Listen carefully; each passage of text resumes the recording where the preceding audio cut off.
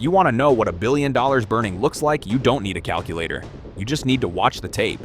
At 6:07 p.m., Beirut didn't just explode. The city was deleted. In 45 seconds, the blast ripped through the capital with the force of a tactical nuclear weapon. It erased 200 lives, turned 300,000 homes into ruins, and vaporized $15 billion of economic value. It was the kind of tragedy that makes the whole world stop and pray. But while the paramedics were still screaming for help, a different group of people wasn't praying. They were reading contracts. Because in the global economy, a crater this big isn't just a tragedy, it is a liability. And the people who were supposed to pay for it immediately went to work finding a way to walk away without writing a check. This isn't a story about a bomb. It is a story about the receipt. It is a story about how the financial safety nets we think protect us are actually designed to dissolve the moment we try to use them. To understand the heist, you have to look at the weapon. In this case, it wasn't a missile. It was a rust bucket cargo ship called the MV Rosas. In 2013, this ship limped into the port of Beirut. It was never meant to be there. It was carrying 2,750 tons of high-density ammonium nitrate. To a farmer, that's fertilizer. To a chemist, that's the raw material for a catastrophe. The ship was owned by a Russian businessman running a model common in the dark corners of shipping. High risk, zero accountability. When the ship arrived, port authorities detained it for technical defects. The owner did the math. The fees he owed were piling up, and the ship was worth less than the fuel in its tanks. So he pulled the ultimate financial phantom move. He ghosted. He declared bankruptcy, abandoned the ship, and vanished. So now, the Port of Beirut owns a floating bomb. In a rational country, the army would be called, the chemicals destroyed, and the problem solved. But Lebanon is run by a sectarian bureaucracy that functions like a mafia retirement home. The port authorities decided that doing something was too much paperwork, so they did the worst possible thing. They unloaded the chemicals and shoved them into Hangar 12. Hangar 12 wasn't a bunker. It was a glorified shed next to a highway. And for the next 6 years, that shed sat there, baking in the heat. Everyone knew. Customs officials sent at least 6 urgent letters to the judiciary saying, "This cargo is dangerous." And for 6 years, the judiciary responded with a shrug. "Not my jurisdiction. File with a different department." It wasn't incompetence. Incompetence is when you try to fix something and fail. This was criminal negligence masquerading as procedure. In the shadow economy, doing nothing is often the most profitable move. If you move the chemicals, you pay for transport. If you leave them, maybe they become leverage. But leverage has a shelf life. On August 4th, 2020, the inventory expired. A welder, a spark, a fire, and then the port ceased to exist. When the dust settled, the business owners of Beirut crawled out of the rubble and called their insurance brokers. You have to understand the psychology here. These people are paranoid by nature. They don't trust the government or the banks, but they trusted their insurance. They pay premium rates for all risk policies. They thought the system would finally do its job, but they forgot the golden rule. The big print giveth and the small print taketh away. Here's how the money machine actually works. When you buy a policy in Lebanon, you aren't really insured by the local company. That local company is tiny. $1 billion payout would bankrupt them by lunch. So they sell the risk up the chain to the reinsurers.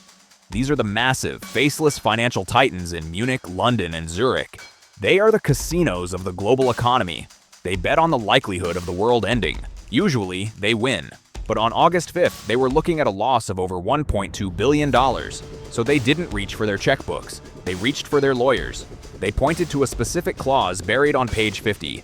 Exclusion, acts of war, and terrorism. This is the glitch. The logic is brutal.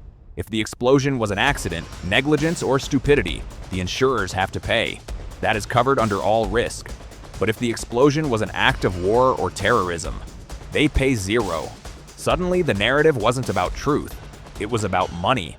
A $1 billion bet hinged on one word: accident or attack. The reinsurers made a cold-blooded play. They told the Lebanese brokers, "We will not settle claims until the official government investigation determines the root cause." It sounds reasonable. We need the police report. But that assumes you are dealing with a functioning state. In Lebanon, the truth is not a goal. The truth is a threat. The politicians who run the country were stuck in a trap. Option A, admit the truth. Admit the chemicals were there because of their corruption. If they do that, it is officially an accident. The insurers have to pay. The economy gets a lifeline. But the politicians become criminally liable. They go to prison. Option B, claim it was a foreign attack. If they do that, they save their skins. They can rally their followers. But if it's an attack, the insurers invoke the war exclusion. The money disappears. The people get nothing. So faced with saving their citizens or saving themselves, they chose option C, the paralysis strategy. They decided to freeze time. It has been years since the blast. The official cause is still undetermined. The investigation has been a masterclass in obstruction. The first judge appointed to the probe started asking real questions. The system panicked. 2 former ministers filed a complaint claiming he was biased. He was fired. The second judge was even tougher. He issued arrest warrants for senior officials. The system went to war. The interior minister refused to let police execute the warrants. Politicians threatened to physically remove him. The investigation has been suspended and restarted so many times it is effectively dead. And this is the prestige. As long as the investigation is suspended, the cause is legally undetermined. And as long as the cause is undetermined, the reinsurers don't have to wire the money. They are sitting on $1 billion of capital that belongs to the people of Beirut, and they don't have to release it because the government refuses to sign a piece of paper.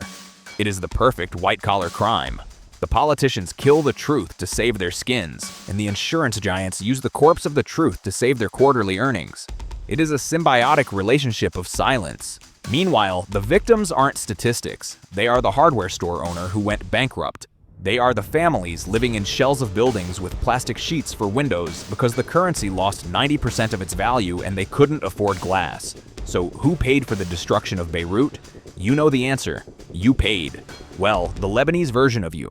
The middle class paid. The poor paid. The people who lost eyes, limbs, and life savings paid out of pocket.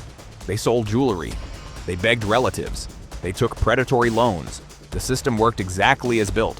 It liquidated the wealth of a city to protect the balance sheets of a few massive corporations. And before you think this doesn't apply to you because you live in the West, think again. The clauses they used, force majeure, act of war, those are standard. They are in your policy right now. If a cyber attack hits the power grid and fries your computer, is that negligence by the utility company, or is it an act of cyber warfare by a foreign state? One gets you paid, the other gets you nothing. Who decides? The government. And if the government won't admit they got hacked, you are in the same boat as the shopkeeper in Beirut. We like to think money is real. The contracts are binding. But the lesson of those 45 seconds is that the safety net is an illusion. It looks solid when you walk past it. But the moment you put your full weight on it, the moment a true catastrophe hits, the system simply unplugs itself. The next time you pay your premium, don't look at the coverage limit. Look at the exclusions. Because force majeure is just a fancy way of saying, if the world truly ends, you are on your own.